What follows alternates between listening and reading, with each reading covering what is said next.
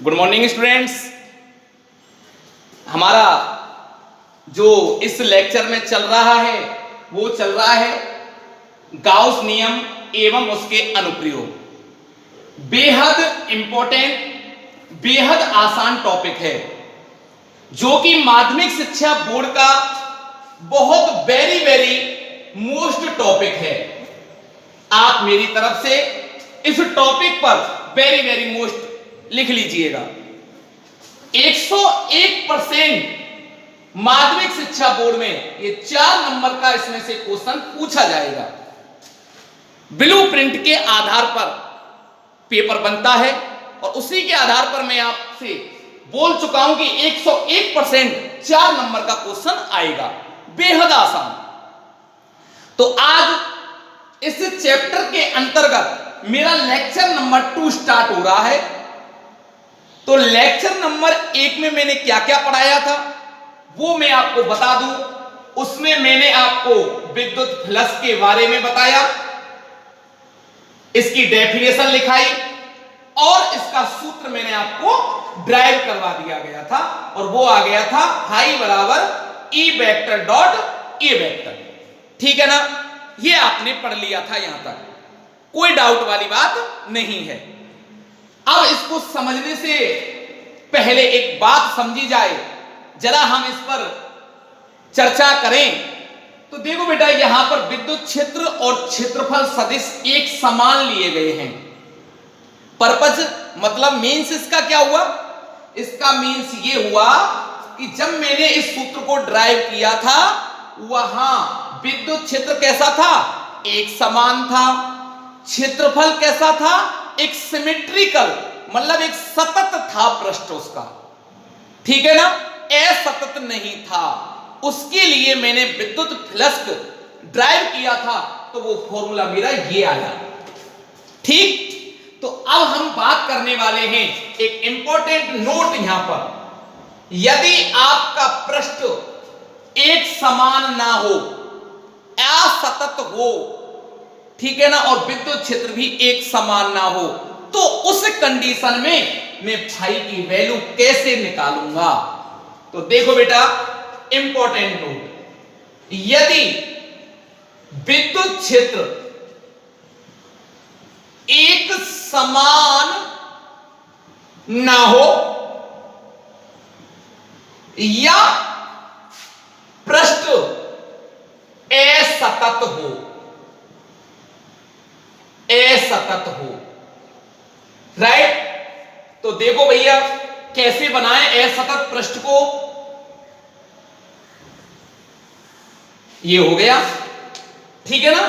तो सतत पृष्ठ कैसा होता है जरा ध्यान रखो, मैंने आपके लिए वलय बनाई थी एक शक्ति, ठीक है ना, वृत्ताकार कोई भी हो, एक सिमेट्रिकल हो, सिमेट्री हो उसकी, सतत हो, उसके लिए निकलवाया था। ये असतत है, ठीक है ना। तो इस कंडीशन में आपको क्या करना है उसको जरा ध्यान रखें। इस कंडीशन में बेटा आपको इस पृष्ठ को एक छोटे छोटे पार्टों में, कितना छोटा होना चाहिए? बिल्कुल अति अल्प होना चाहिए, लेकिन उसकी वैल्यू 0 ना हो, इस बात को ध्यान रखना है आपको, ठीक है ना। तो एक छोटे छोटे एलिमेंटों में मैंने, एलिमेंट मतलब उसके पार्ट, उसके भाग, उसमें इसको डिवाइड कर लिया, ठीक है ना। क्योंकि उस छोटे से भाग से अगर हम निकालना चाहें, छोटे से भाग के लिए कैलकुलेट करके, तो इसको हम क्या मान लेंगे कि इसका पूरा पृष्ठ इसी छोटे से भाग से मिलकर बना है, ऐसे छोटे छोटे भागों से, और हम इस छोटे से भाग के लिए निकालें, ठीक है ना। और तो संपूर्ण के इस छोटे से भाग के लिए हमने विद्युत फ्लक्स निकाल लिया। अब पूरे के लिए निकालना चाहूंगा तो क्या करूंगा? आपने पढ़ा है समाकलन सतत योग गुणधर्म से, उसका हम इंटीग्रेट कर देंगे या समेशन करके जोड़ देंगे तो संपूर्ण के लिए निकल आएगा, राइट। तो हमने एक छोटा सा एलिमेंट ले लिया, इस पर समझना पूरी बात को मेरी को, एक छोटा सा पार्ट, छोटा सा एलिमेंट ले लिया और मैं यहां पर इस बात को मान करके ड्राइव कर रहा हूं कि पूरी ये असतत पृष्ठ लिख देता हूं मैं आपको, असतत पृष्ठ छोटे छोटे इस प्रकार के एलिमेंट से मिलकर बना है। ठीक, तो इसके लिए बेटा मैं क्षेत्रफल की दिशा नॉर्मली टू द सरफेस, पृष्ठ के तल के लंबवत मान लिया डीए वेक्टर। ये डीए अल्पांश का छोटा सा पृष्ठ है और ये पूरा इसी आकार का मिलकर बना हुआ है, DA DA DA DA DA DA DA DA DA DA DA, right. विद्युत क्षेत्र ई वेक्टर और ये क्या हो गया मेरा एंगल बीच का थीटा। कोई डाउट वाली बात नहीं है। जरा देखें आप इसको, तो इस पृष्ठ से इस पूरे पृष्ठ के लिए निकालना है, तो इसको पूरे पृष्ठ के लिए निकालने के लिए सबसे पहले क्या किया जाएगा, छोटे से अल्पांश के लिए निकालें। तो देखो बेटा, अल्पांश, अल्पांश से गुजरने वाला विद्युत फ्लक्स क्या होगा बताओ जरा। तो ये होगा बेटा डी फाई होगा, अल्पांश ही होगा। अल्पांश किसको शो करता है, अल्पांश ये जो डी लिखा हुआ है ना, ये अल्पांश को शो करता है, ठीक है ना। एक बात और ध्यान रखना, ये छोटा सा अल्पांश हो गया, बहुत छोटा। डेल्टा होता तो बड़ा अल्पांश होता, ठीक है ना। छोटे से अति सूक्ष्म अल्पांश को व्यक्त करता है, अति सूक्ष्म अल्पांश। तो इस छोटे से अल्पांश से गुजरने वाला विद्युत फ्लक्स मतलब विद्युत क्षेत्र रेखाएं, विद्युत क्षेत्र रेखाएं, क्या फॉर्मूला होगा, ई वेक्टर डॉट डीए वेक्टर। छोटे से, अब पूरे के लिए किया जाए, पूरे के लिए तो क्या करेंगे, जब एक के लिए इतना आ रहा है तो पूरे के लिए सभी को जोड़ देंगे, ठीक है ना। तो फिजिक्स में क्या कर लेते हैं, उसका क्या कर लेते हैं, समाकलन कर लेते हैं, और उसे बोला जाता है समाकलन, समाकलन सतत योग फल गुणधर्म से, गुणधर्म से, ठीक है ना। तो संपूर्ण पृष्ठ से अब क्या लिखेंगे, संपूर्ण पृष्ठ से गुजरने वाला विद्युत फ्लक्स, राइट। तो क्या करना होगा बेटा, फाई इंटीग्रेशन डी फाई, ठीक है ना भैया। डी फाई की वैल्यू रख दें जरा, तो फाई बराबर इक्वल टू क्या आ गया बेटा, ई vector dot D vector. Clear. अब देखो संपूर्ण पृष्ठ से, लेकिन ये जो पृष्ठ मैंने इस प्रकार से किया है, बहुत अच्छी बात बता रहा हूं मैं आपको, ये जो सरफेस है मेरा, ये 2D में विजुलाइज कर रहे हैं अपन। 2D की बात करें तो 2D की मैं आपसे बात करूं, एक पृष्ठ है, ठीक है ना। जैसे आप इसको ले लो, चाहे ये सिक्का है, सिक्का, ठीक है ना। इसकी मोटाई बहुत कम है, ओनली परत परत को कंसीडर कर रहे हैं। इसका जो डायमीटर है उसकी तुलना में इसकी मोटाई कम है, ये 2D में काउंट होगा, 2D में, राइट। तो इस 2D के लिए मुझे विद्युत फ्लक्स जब भी ज्ञात करना हो तो आपको इस प्रकार से करना है, ठीक है ना। अब संपूर्ण पृष्ठ की बात करें, संपूर्ण पृष्ठ के लिए निकालें। संपूर्ण पृष्ठ कैसा हो, पूरा क्लोज हो, बंद हो। जैसे ये विद्युत बल्ब देखो, विद्युत बल्ब ये है, एक सिमेट्रिकल इस आकृति का है, इस प्रकार का, समझ में आ गई ना। अच्छा, इसके अंदर तो मैं जा नहीं सकता, इसके बाहर से इसको कंसीडर करूंगा। तो संपूर्ण बंद पृष्ठ के लिए किसमें कंसीडर करूंगा इस स्थिति में, इसको 3D में, किसमें, 3D में कंसीडर करूंगा। तो देखो बेटा, संपूर्ण बंद पृष्ठ के लिए, संपूर्ण बंद पृष्ठ के लिए, संपूर्ण बंद पृष्ठ के लिए तो क्या किया जाएगा, संपूर्ण बंद पृष्ठ के लिए phi equal to close integration E vector dot dA vector. ये ध्यान रखना मेरे भैया जी, ठीक है मेरे प्यारे विद्यार्थियों, इस बात का विशेष ध्यान रखें कि जब भी सरफेस 3D में हो, किसमें हो बेटा, 3D में हो, तो आप उसके लिए हमेशा हमेशा क्या करोगे, क्लोज इंटीग्रेशन करोगे। और 2D में सरफेस दे रखा है तो उसके लिए ये इंटीग्रेशन लगाओगे। ये कॉन्सेप्ट आपका आज तक बिल्कुल क्लियर होना चाहिए, राइट, बिल्कुल क्लियर बेटा, इसलिए मैंने नोट में लिखाया है इसको। अब जरा देखें इसके मात्रक और विमात्रक। तो बेटा ये तो मैं सिद्ध कर चुका था कि विद्युत फ्लक्स एक अदिश राशि है, क्योंकि दो सदिश राशियों का डॉट प्रोडक्ट हमेशा हमेशा कौन सी राशि प्राप्त होती है, अदिश राशि प्राप्त होती है। तो इसके मात्रक विमात्रक देखें, मात्रक और विमात्रक। तो पहले अपन मात्रक को कंसीडर करें तो फाई बराबर क्या आता है बेटा, ई का मात्रक बोलो, volt upon metre into metre square, ठीक, मीटर से मीटर एक कैंसिल आउट, क्या बचा, वोल्ट इनटू मीटर। क्लियर, ये इसका क्या हो गया बेटा, मात्रक। ध्यान रखना, ठीक है ना, इसको मैं ऐसे भी लिख सकता हूं Bm। बात आती है बेटा विमा की, तो विमा जरा कैसे निकालोगे। मेरा लेक्चर नंबर 4 में पहले चैप्टर का 4 लेक्चर देखना, मैंने आपको 5 मात्रक विमाएं लिखा रखे और मैंने वहां पर आपसे एक वादा किया था कि आप इन 5 मात्रक विमाओं को लर्न कर लो। 12th क्लास के पूरे मात्रक विमाओं को मैं इन्हीं से पढ़ा दूंगा। किया था नहीं किया था बताओ आप, राइट। तो देखो वोल्ट मैंने आपको बताया था, वोल्ट किसका मात्रक है, B बराबर होता है W upon Q not, joule upon coulomb. Third chapter में पढ़ाऊंगा इसको, शुरू में विद्युत विभव ही आता है, या न्यूटन अपॉन कूलाम से भी आप निकाल सकते हो इसको, कोई दिक्कत वाली बात नहीं है। तो यहां पर ये ज्यादा इजी रहेगा। B बराबर होता है W upon Q not, joule. किसका मात्रक है, जूल, ऊर्जा का।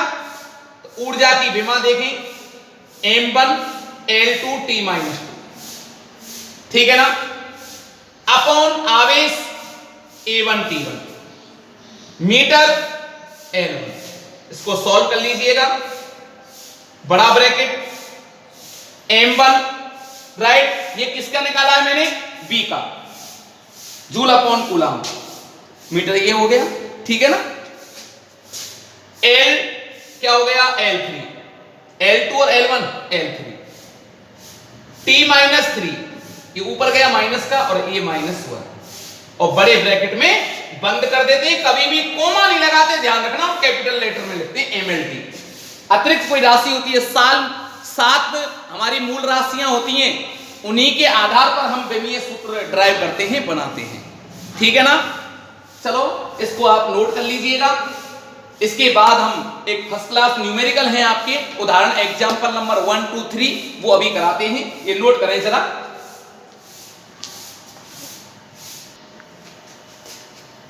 देखो आपके चैप्टर नंबर 2 का पहला एग्जांपल बहुत शानदार है। ये क्वेश्चन काफी बार पूछ लिया गया है, ठीक है ना, जरा ध्यान रखना। देखो बेटा क्या क्या दे रखा है, वो मैंने क्वेश्चन लिख दिया है। ई मात्रक से पहचाना करो प्रत्येक राशि को, इस बात का विशेष ध्यान रखें। तो देखो बेटा क्या दे रखा है, पहले लिख लेंगे अपन गिवन दैट, राइट। तो ई दे रखा है बेटा, क्वेश्चन से सबसे पहले उन वैल्यूओं को लिखें जो दे रखी है। 200 I कैप, 300 J कैप। मात्रक क्या दे रखा है बेटा, वोल्ट पर metre. A vector equal to 5 × 10⁻³ J cap, ठीक है ना, मीटर स्क्वायर। और क्या पूछ रहा है, पारित फ्लक्स। पारित मींस क्या होता है? उस क्षेत्रफल से गुजरने वाली विद्युत क्षेत्र रेखाओं की संख्या पूछ रहा है, राइट, जिसे हम विद्युत फ्लक्स कहते हैं। तो जरा देखें। अच्छा, सबसे पहले आप ये देखो कि ये E और A किस में दे रखे हैं, वेक्टर फॉर्म में है कि थीटा वाले टर्म में है, आदेश गुणन में, अच्छा किस में दे रखे हैं, ठीक है ना, ये देखा जाएगा। तो सबसे पहले वेक्टर फॉर्म में दे रखे हैं। तो वेक्टर फॉर्म में फॉर्मूला क्या होता है? Phi equal to E vector dot A vector. जरा E की वैल्यू देखें, 200 I cap 300 J cap dot E vector, A vector की वैल्यू लिखो 5 इंटू 10 की पावर -3 J कैप। बेटा एक बात का विशेष ध्यान रखना आप लोग, बायो वाले स्टूडेंट्स, ठीक है ना, मैथ्स में तो ये प्रश्नावली हैवी है और वैसे मैंने 11th में भी पढ़ाया है आपको। I cap dot I cap equal to 1 होता है, J cap dot J cap भी 1 होता है और I cap dot J cap मेरा 0 होता है। ठीक कैसे होता है वो मैं आपको बता चुका हूं। इसमें थीटा 0 आएगा तो I कैप का परिमाण 1, I कैप का परिमाण 1, cos 0 की वैल्यू 1, इसमें 90 होता है तो cos 90 की वैल्यू 0। तो जरा इसका डॉट गुणन करें, डॉट प्रोडक्ट करें, J का I के साथ मैंने मल्टीप्लाई किया तो क्या आया? 0। J cap dot I cap 0 plus J cap dot J cap 1, इसका मल्टीप्लाई करें 1500 इंटू 10 की पावर -3, इससे ये 2 जीरो कट गई तो 1.5 एक बचा, नीचे आया 1.5 और मात्रक बोले बेटा विद्युत फ्लक्स का वोल्ट इंटू मीटर। क्लियर? मैं ये आशा करता हूं कि बिल्कुल अच्छा समझ में आ रहा होगा, शानदार, कोई डाउट वाली बात नहीं है। ठीक बेटा, ये नोट करें। अगला नेक्स्ट क्वेश्चन देखो, सेकंड क्वेश्चन एग्जांपल नंबर 2, बहुत शानदार क्वेश्चन है। अब तक जो भी मैंने पढ़ाया है वो सब कुछ रिवाइज हो जाएगा इस क्वेश्चन से, ठीक है ना, और एक बहुत अच्छी शानदार बात निष्कर्ष निकल करके आएगी भी। देखते हैं जरा। एक समान विद्युत क्षेत्र E में एक बेलन इस प्रकार रखा है, इसको आप बेलन मान लीजिएगा, ये बेलन है कि उसकी अक्ष, किसकी अक्ष? बेलन की अक्ष विद्युत क्षेत्र के अनुदिश है। तो जरा अपन बेलन बनाएं। देखो ये मैंने एक बेलन बना लिया, बेलनाकार आकृति बना ली, ठीक, ये हो गई। तो आप इस आकृति को देखकर जरा बताएं कि ये बेलन कितनी आकृतियों से मिलकर बना है। देखो एक तो ये 2 पृष्ठ हैं वृत्ताकार, ठीक है ना, और ये एक बीच वाला पृष्ठ है वक्राकार, वक्रीय पृष्ठ। अगर मैं इनको हटा दूं तो ये बचेगा केवल ये शेप बचेगा, ये वाला, इसे बोलेंगे अपन क्या? वक्रीय पृष्ठ। ये वृत्ताकार पृष्ठ है, ठीक है ना। तो ये संपूर्ण बेलन कितने पृष्ठों से मिलकर बना है बताओ? 3 पृष्ठों से। कितने? 3। तो देखो बेटा हम यहां लिख सकते हैं, चूंकि संपूर्ण बेलन 3 पृष्ठों से मिलकर बना है, राइट। वो कौन कौन से पृष्ठ हैं? जरा उनके नाम लिख लें आप लोग। ये S1, ये S3, सॉरी S2 कर लो यार, और ये कौन सा हो गया बेटा मेरा? S3, वक्रीय भाग, ठीक है ना। तो इससे हमको विद्युत फ्लक्स ज्ञात करना है। तो पहले तो आप क्वेश्चन की फॉर्मेलिटी कर लीजिएगा। एक समान विद्युत क्षेत्र में रखा है, ये इस बेलन का अक्ष है बेटा, तो उसकी अक्ष विद्युत क्षेत्र के अनुदिश होगी, और विद्युत क्षेत्र के अनुदिश होगी तो मैं कैसे बना पाऊंगा बेटा? विद्युत क्षेत्र को भी इस प्रकार से रिप्रेजेंट कर पाऊंगा, ठीक है ना। ये विद्युत क्षेत्र की डायरेक्शन है इस दिशा में।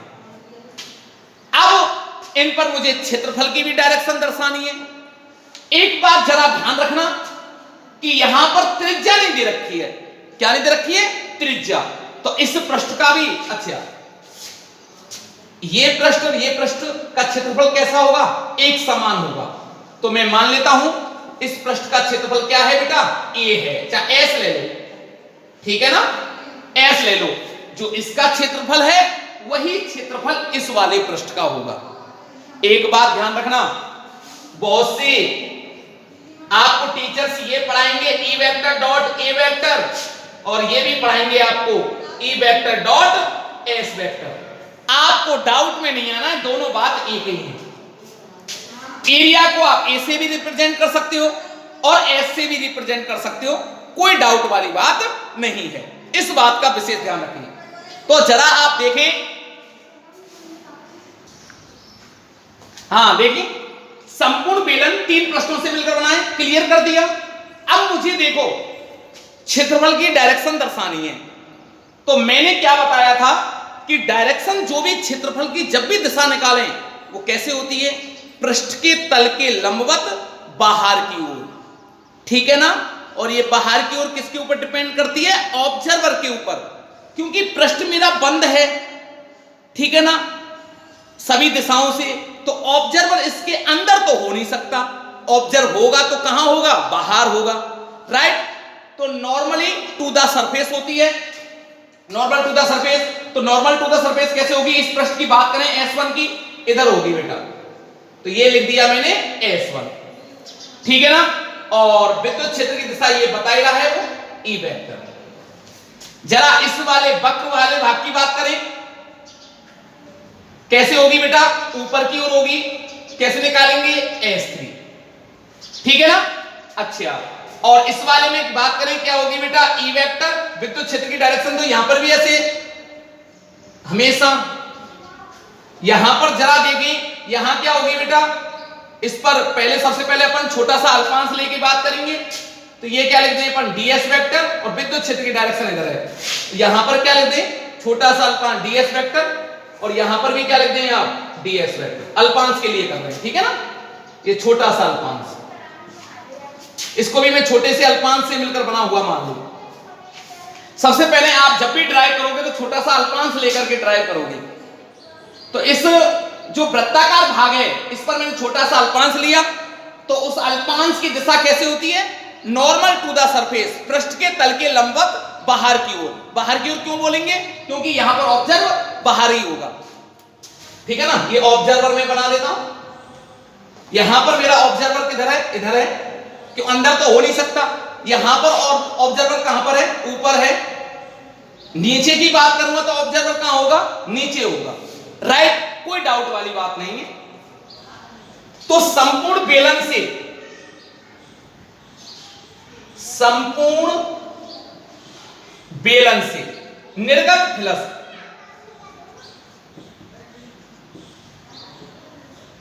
फाई बराबर, जरा ध्यान रखना, close integration E vector dot ds vector. पूरे सरफेस के लिए तो S लिख दूंगा, पूरा सरफेस मेरा क्या है? S है, ठीक है ना बेटा। फाई बराबर अलग अलग पृष्ठों के लिए तोड़ लें, S1 ई vector dot ds vector plus S2 ई vector dot ds vector plus ई वेक्टर डॉट ds वेक्टर। ये क्या हो गया? S3। अब जरा ध्यान रखें, इसको डॉट प्रोडक्ट को खोल लो तो phi equal to E ds। अच्छा, जरा यहां पर देखें, थीटा की वैल्यू बोलो बेटा, ई वेक्टर और ds वेक्टर। तो थीटा इक्वल टू 0 डिग्री। यहां देखो इस पृष्ठ पर S2 पर E कहां है? इधर है। ds कैसे है? इधर है। देखो मैंने बता दिया था ना, ऐसे इसका ds इधर होगा, E ऐसे जा रहा है, तो थीटा क्या होगा बताओ? इस जगह पर 180, और यहां पर थीटा क्या बनेगा? 90। क्यों? ई वेक्टर की डायरेक्शन तो हमेशा वो साफ कह रहा है कि इधर से इधर को, इसके अक्ष के अनुदिश है, ठीक है ना। तो S1 के लिए बोले cos 0 प्लस S2 के लिए देखो EDS cos 180 plus EDS cos 90, और cos 90 की वैल्यू क्या होती है बेटा? 0। तो ये टर्म मेरा पूरा क्या हो गया? 0। ये वाला पृष्ठ, पूरे पृष्ठ के लिए, इस वक्र वाले पृष्ठ के लिए 0। ठीक। फाई इक्वल टू cos 0 की वैल्यू 1। E कैसा है? कांस्टेंट है, फिक्स है, एक समान है, बाहर निकाल लेना। कांस्टेंट राशि को हमेशा बाहर निकाल लेते हैं, समाकलन हो चाहे क्या हो, अवकलन हो। ds प्लस E बाहर निकाला, और ds cos 180 की वैल्यू क्या हुई बेटा? -1 और प्लस क्या हो गया? माइनस, और ये क्या हो गया? EDS। राइट। जरा यहां पर ध्यान रखें आप लोग, देखो ये वृत्ताकार पृष्ठ है, इस प्रकार का ये वृत्ताकार पृष्ठ है, ठीक है ना। यहां पर रेडियस तो दे नहीं रखी है, त्रिज्या नहीं दे रखी है, और त्रिज्या जब नहीं दे रखी हो तो उस पूरे वृत्ताकार पृष्ठ का क्षेत्रफल लेंगे। मैंने मान लिया पूरे वृत्ताकार पृष्ठ का क्षेत्रफल क्या है? S है, और S ही इसका होगा। तो यहां लिख सकता हूं, क्योंकि ds बराबर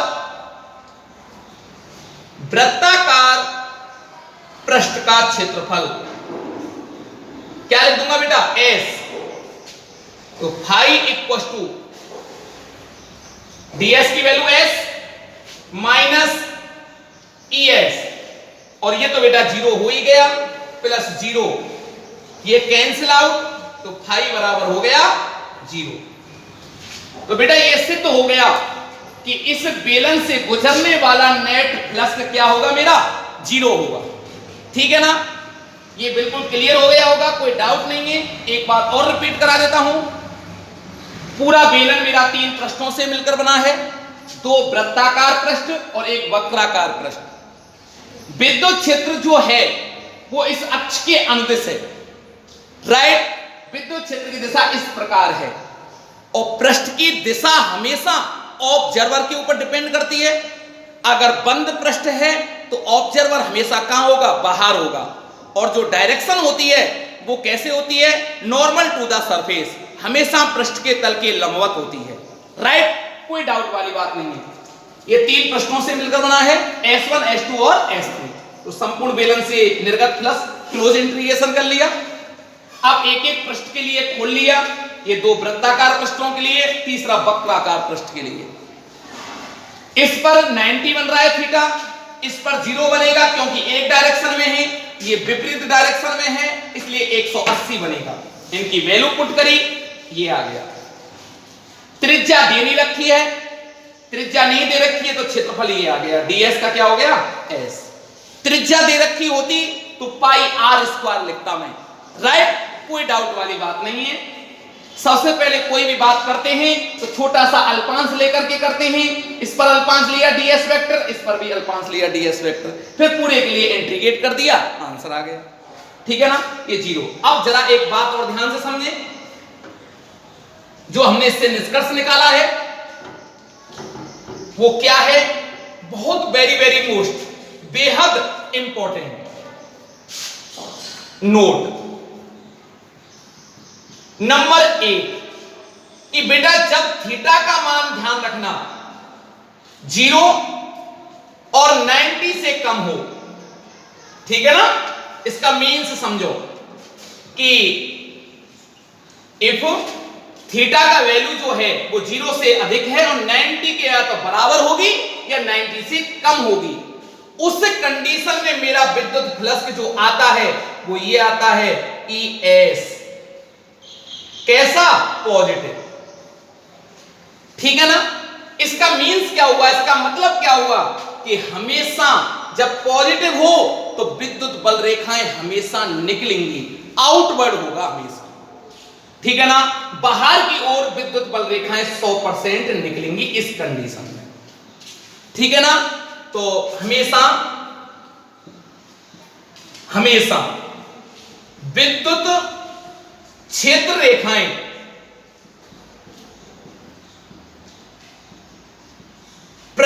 से बाहर की ओर निकलती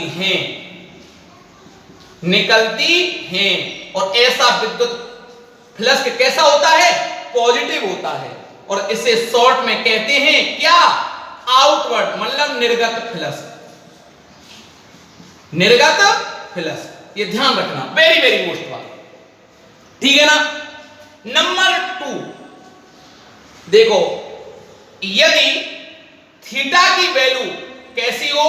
90 से ज्यादा हो और 180 से कम हो या उसके बराबर हो, तो बेटा फाई की जो वैल्यू आएगी वो माइनस क्या आएगी?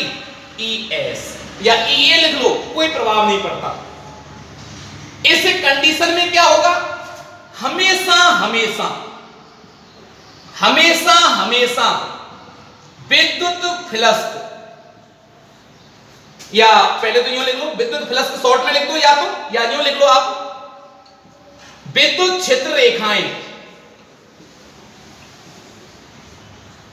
पृष्ठ में प्रवेश करेंगी। क्या करती हैं? प्रवेश करती हैं, एंटर करती हैं। यह ध्यान रखना हमेशा। जब भी नेगेटिव आए ऐसे फ्लक्स को कहते हैं प्रवेशित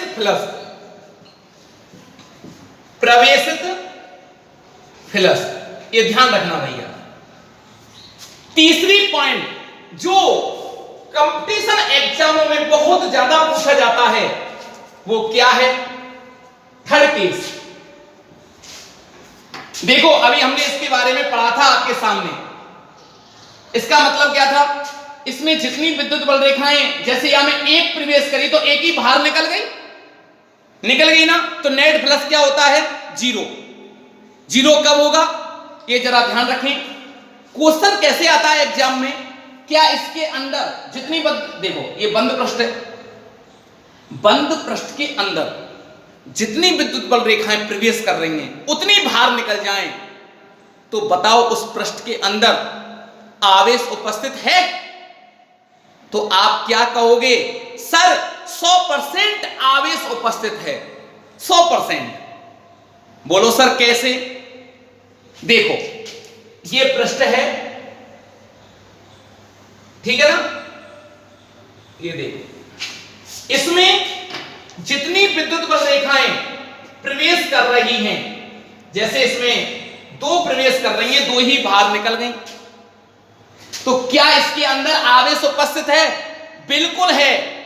कैसे सर? बेटा 2 विद्युत बल रेखाएं प्रवेश कर रही हैं, प्रवेश करती हैं तो कौन सा चार्ज होगा इसके अंदर? माइनस क्यू आवेश होगा। 2 बाहर निकल रही हैं, प्लस क्यू आवेश होगा।